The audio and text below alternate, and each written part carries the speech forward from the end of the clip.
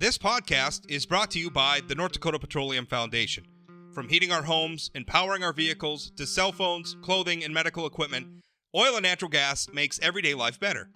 North Dakota Oil and Natural Gas, advancing the possibilities. Learn more at ndpetroleumfoundation.org.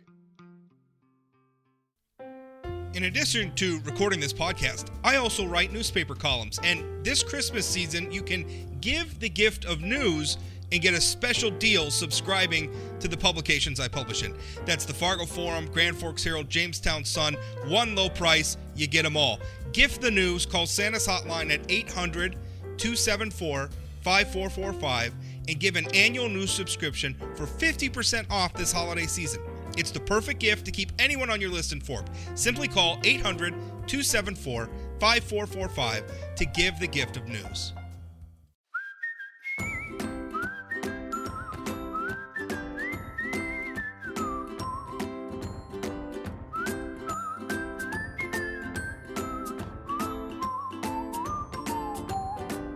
Welcome to the Plain Talk Podcast. I'm Rob Port, and first of all, thank you for everybody who's been listening. As always, I always start the show with a pitch asking you if you want to support the show, if you're enjoying the show. A lot of you listen by streaming through your Chrome browser, I'm assuming because you're running across an embed of the podcast in a news article or maybe on sayanythingblog.com or maybe even on social media. If you're listening that way and it works for you, hey, great. But it really helps if you subscribe to the show via a podcasting platform like Spotify or, I don't know, whatever you want. They're all out there. Apple Podcasts, there's a ton of them. Subscribe, that really helps the show. But the numbers have been just phenomenal. Thousands of listens, thousands of downloads every show, and really enjoying that. Thank you a whole bunch for the support. Today's show is going to be about, I think is really exciting. Exciting to the point where this is potentially a whole new industry for North Dakota, and an industry, by the way, that meshes. It's symbiotic in a lot of ways with what we're already doing: coal, oil, agriculture. This fits, and what it is it's carbon capture, and you've heard a lot about it, and I think mostly in the context of the Project Tundra thing down at the Milton Young coal plant. That's very exciting. But this is something a little different. What we're going to be talking about is what's called the Midwest Carbon Express. And it's a pipeline, only instead of carrying something like oil or natural gas, it's going to be carrying carbon. It's going to be carrying carbon from, right here, I have it in front of me, 31 ethanol plants. It's a 2,000 miles of pipeline. It's going to be gathering carbon emissions from ethanol plants in Minnesota, in Iowa, in Nebraska, in South Dakota, in North Dakota. It's going to be bringing all of that carbon to North Dakota, where it's going to be injected under the ground. Instead of emitting that carbon into the atmosphere, we're going to be injecting it down underground. And gosh, I just think that's exciting. And here to talk with me about it is Wade Boeschans, who is a North Dakotan from Beulah. And he is also an executive vice president of the company that is behind the Midwest Carbon Express, which is Summit Carbon Solutions. Wade, welcome to the program, and thanks for your time, sir. Thank you. Glad to be here. Tell me, why North Dakota? Why are we bringing all this carbon to North Dakota? Yeah, the couple of reasons there. Primarily, because of the geology we have here in North Dakota, and the Williston Basin is favorable for injection and storage and permanent storage of CO2. You know, we have somewhere between 150 and 250 billion tons of CO2 storage capacity within the Williston Basin, as estimated by both the Great Plains Institute and the ERC. And so one part is the geology and the capacity to store, and the other part is really the legal, tax, and regulatory structure that exists here in North Dakota. So our policy leaders had the foresight to start working on CO2 policy. The regulatory, tax, and legal structure really going back 2 decades ago.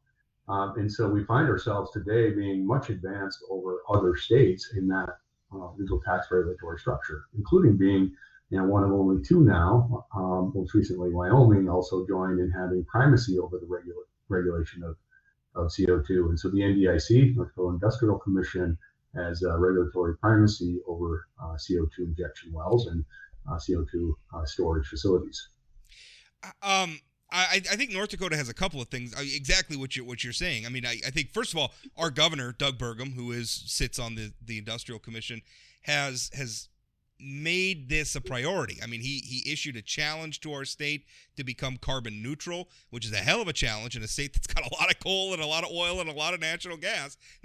So he has made this a priority. But also, I think that fits in with a longer-term philosophy, even before Governor Burgum came to office, where North Dakota's political leaders, whether it's legislative majorities, bipartisan legislative majorities, I would argue, whether it's elected regulators at places like the Public Service Commission, or it's statewide officials like our previous governors and other executive branch officials, they have we take a view, a very North Dakotan view of let's do stuff. Right? Like we don't want an acrimonious relationship with industry. We want a cooperative relationship with industry. We have problems. Let's work together to solve those problems. And this just seems like another manifestation of that.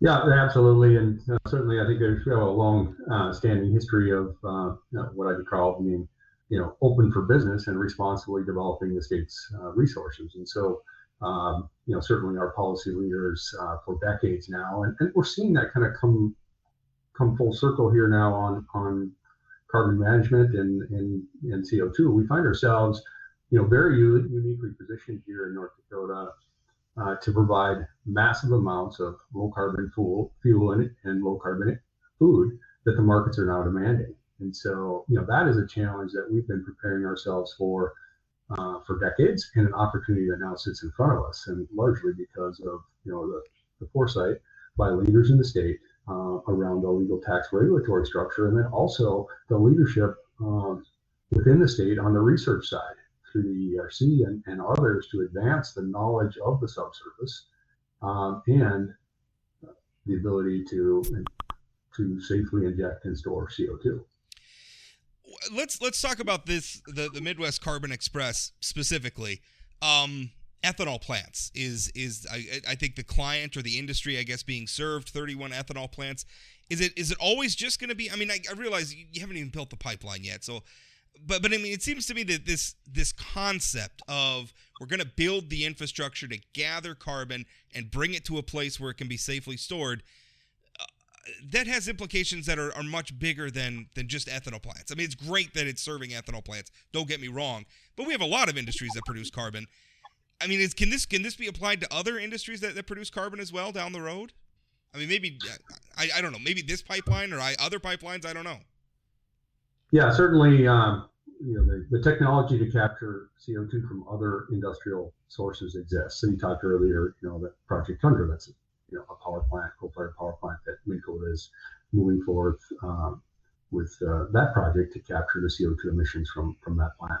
But as we look at Summit Carbon Solutions and its footprint, certainly fertilizer plants and ammonia plants are industries that are favorable for carbon capture. Cement and just other industrial sources, if you will, that could come into the system over time. Of course, we're starting with ethanol plants because the technology is commercially available to capture CO2 from ethanol plants, and the cost of capture is relatively low compared to other industrial sources. So they're the obvious kind of first entrant into the carbon capture. We've seen that with Red Trail. They're moving forward with their project, recently permitted, and it's because really the technology and the economics are meeting to in a favorable way to advance carbon capture on ethanol facilities today. So it's kind of low, and I hesitate to call up a pipeline that's going to cross several state boundaries, that's going to have to go under all sorts of regulatory scrutiny. I hesitate to call it low-hanging fruit, but this is a new thing, and this is kind of the foot in the door, right? We're going to do it in the place that makes the most sense, and then hopefully we'll learn things from this, and maybe we can do it in other areas as well. Speaking of which, I was just reading an article from our Forum Communications, our Adam Willis, a very thorough article about this project, and there were some objections in there I saw from landowners, which I think anybody, if you followed the construction of pipelines as long as I have, landowners are 100% rightly First of all, concerned about what's going to be crossing their land, and second of all, very interested in getting the maximum amount of value out of any sort of an agreement they're going to have with somebody who's going to build something on their land. Those are their interests, and those should be their interests. If it was my land, it would be my interest. I get it. So you're going to read some stuff from people, from property owners that I think are kind of positioning themselves to get some money. And Wade's job is and have justifiable concerns. I think what's really interesting, because anytime you build a pipeline, and you're going to have that debate with property owners, and that is what it is. We have mechanisms for that. That's been a lot. I mean, as long as we've been building pipelines, that's been part of the process. What really interests me is there's been some indication that there's a risk to doing this. I was reading in the article there were some local chapters of the Sierra Club in Iowa that have cited, and I'm quoting now from Adam Willis's article, cited the safety of carbon dioxide transport as a chief concern. Dozens of people were hospitalized after a carbon dioxide pipeline ruptured last year in Mississippi. So they're saying, this is potentially dangerous. What would you say to people with those concerns? Yeah, sure. Certainly, I first of all recognize that we're moving in this case, an inert gas, CO2, however, under pressure. And what's really important is to understand what's within the pipeline stream, or the pipeline fluid stream. It'll be a fluid as we transport it at the pressures we're transporting. In the case of the articles being cited, the real hazard was created by H2S, which was in that gas stream. In this case, we're transporting 99% pure CO, 98% plus pure CO2, and the other constituents are nitrogen and oxygen. So not harmful gases or poisonous gases, as was the case in the incident that was cited in Mississippi, and that people got sick from. Right. And so I think I think you referenced a gas that was in the pipeline in Mississippi, H2S or something. I'm not a chemist. I'm not as smart as you are. So what is that? What was in the pipeline in Mississippi that made it different? Well, it's not uncommon in the production of oil and gas for there to be H2S mixed with the gases in the fluids, and so that's what's referred to as a sour field, if you will. Okay. Is a field that has H2S mixed with oil and gas, and so obviously that can be managed safely and work with safely, but if humans are exposed to it, it's poisonous to humans and to animals, and so that's the case would cause the illnesses in the case of the pipeline leak in Mississippi that right. Is referred to here. So what's in this pipeline is important to recognize the level of hazard.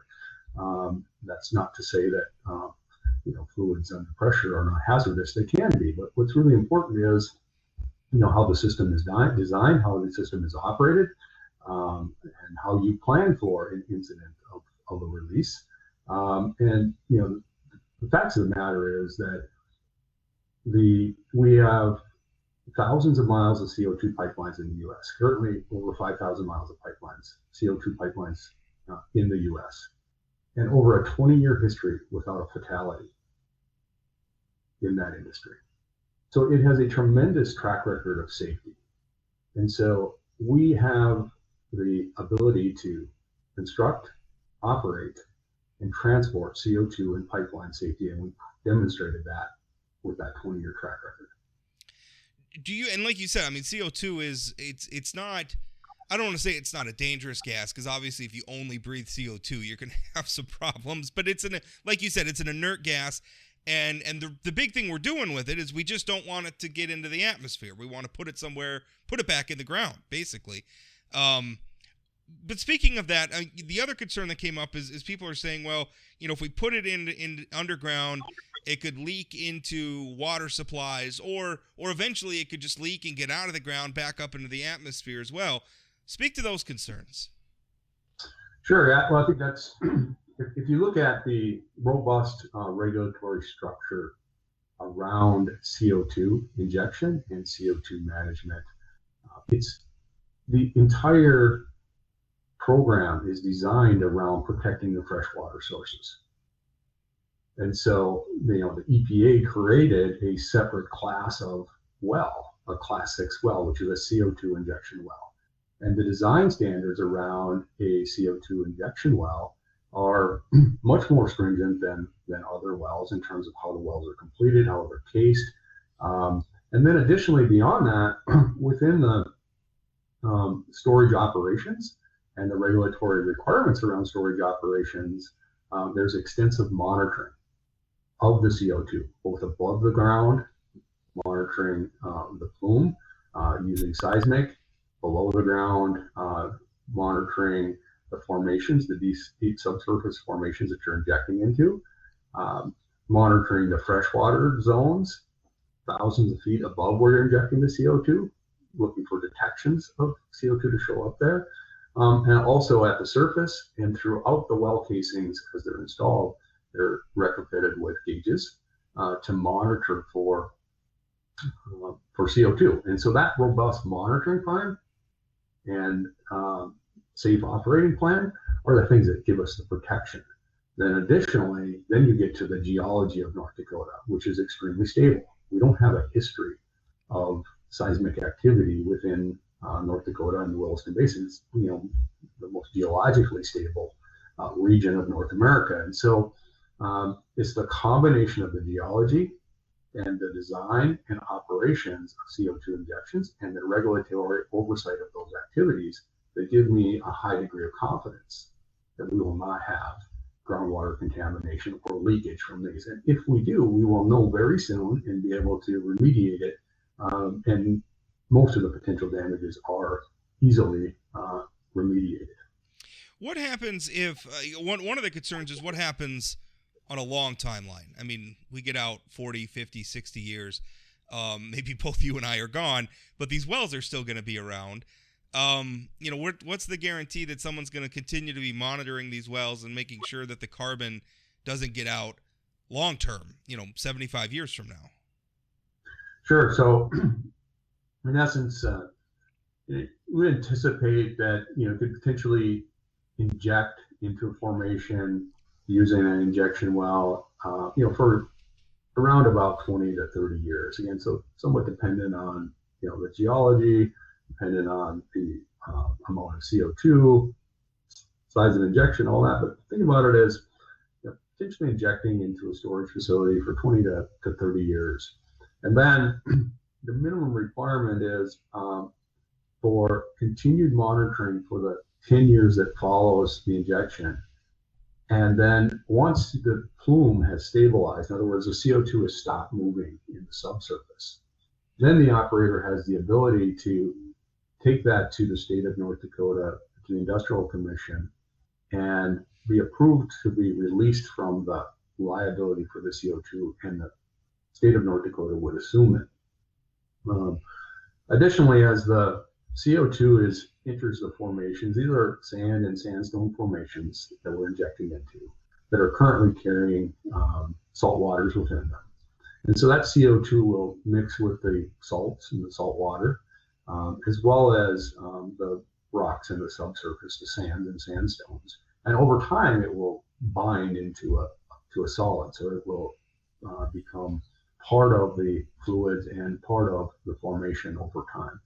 But in essence, in the operation and ultimately then the regulation and monitoring of the CO2 injection, the operator will be monitoring the plume, and they'll determine that it's stabilized, it's no longer moving. And then 10 years after it's stabilized and no longer moving, then you have the ability to transition that liability for the CO2 from the CO2 operator or injection facility operator to the state of North Dakota. And throughout the injection, the operator pays a injection tax, if you will, to the state of North Dakota to provide a fund should there need to be remediation later. How long because I was going to ask you about that in my reading about injecting carbon underground. I mean, that was one thing that's saying is that eventually the carbon gas that you're injecting down there, it turns into rock. Basically, this is what dum-dums like me call it. It turns into a rock, and so once it's a rock, it's not going to go anywhere. How long does that process take? That's a great question, Rob. I can't answer it specifically. It will be dependent on the chemistry of the fluids and the mineralogy of the rocks in the formation. And so, we'll know more about that. But as we, move forward here and complete our exploration activities that we're just starting with now, or we're drilling down what's called stratigraphic wells, and we're collecting cores of the rock formations and samples of the fluids, and doing geochemical analysis on all of that, and so after we've completed those activities, we'll have a better idea of what to expect in this specific site, and to better answer your question. How when we take, when we're taking carbon from these ethanol facilities, will they then be considered carbon neutral? Are we taking like 100% of the carbon? Is it a fraction of the? How does that work? Yeah, so we will be, capturing, 90+% of the CO2 coming off of the fermenters in the ethanol making process. 90+%. That's remarkable. Yeah. Well, it's an exciting project, and you work for a specific company that's building a specific project, but can you speak? Because you're also in North Dakota, and you have a long history in North Dakota's energy industry. Speak to the potential here for not just this project, but other projects coming to North Dakota. Sure. Well, as you mentioned, I've spent the last 24 years in North Dakota's lignite industry, and really was one of the leaders in advancing carbon management. It became very apparent to me in about 2012 that for there to be a future in North Dakota's energy segment, we were going to need carbon management solutions. And so, myself and others conceptualized and started developing Project Tundra. And over the last close to a decade now, we've advanced it to the point, or that project's been advanced to the point of being nearly commercially deployable. And so throughout that long window of time, we've really advanced the understanding of both elements: the sequestration, the subsurface, how to safely store and inject and store CO2 in the subsurface, as well as to capture it from surface facilities. And so, I'm excited for this point in time in North Dakota. I think we're uniquely positioned to supply the markets with massive amounts of low carbon food and fuel, and the markets are demanding those. And so, absent the work that's been done over the last decades, our economy, our energy and ag-based economy, would be very threatened by the current ESG movement. But because of the good fortune of geology and the foresight to advance the research, science, and engineering around carbon management, we find ourselves uniquely positioned, and I'm excited what this means for North Dakota. Well, what excites me about it is this is the way I want to tackle the problem. And we can all acknowledge emitting, carbon. Human activity has an impact on the environment, whatever it is we're doing. And so, I think it's on us to mitigate that impact and to make sure that we're protecting the environment. And a lot of times, it's like the only way I think certain parts of this debate want to go about that is by like punishing certain types of human behavior or trying to change, redirect human behavior. And I'm not even saying all of that is necessarily bad, but a lot of it is, it's going to cost you a whole lot of money. Like the cost of living for Americans is going to go through the cost of heating your home or getting to work in the morning is going to go through the roof. And it's just a sacrifice we're all going to have to make. And I like this because this is, well, no, we have a problem and we can deploy human ingenuity in the marketplace to come up with solutions to the problem. This to me makes so much more sense than a lot of the, let's just not do things because they emit carbon. This is, no, we can do things that emit carbon, but also we can do something about that carbon we're emitting. That's why I'm just attracted to this. I really, really like this. I can't help but look at, this is the future. This is the future. No, absolutely. Again, I think we're very fortunate to have the geology and the resources that we have, and the foresight to be advancing the science engineering around that. And again, it's to me, as an engineer, I like to spend my time solving and finding solutions versus mandating don't do this and don't do that. And I think when you work on solution finding, and you embrace the opportunities that are in front of you, you find yourself positioned just where we do here in North Dakota today, which is again uniquely positioned to conquer the challenges that are in front of us, including management of carbon. Well, the project is Midwest Carbon Express. The company behind it is Summit Carbon Solutions. My guest has been Wade Boeschans, who has been very gracious with his time this holiday season. I appreciate it, Wade. And thanks for the interview, and looking forward to getting more updates on this in the future. Absolutely. Thanks for your time.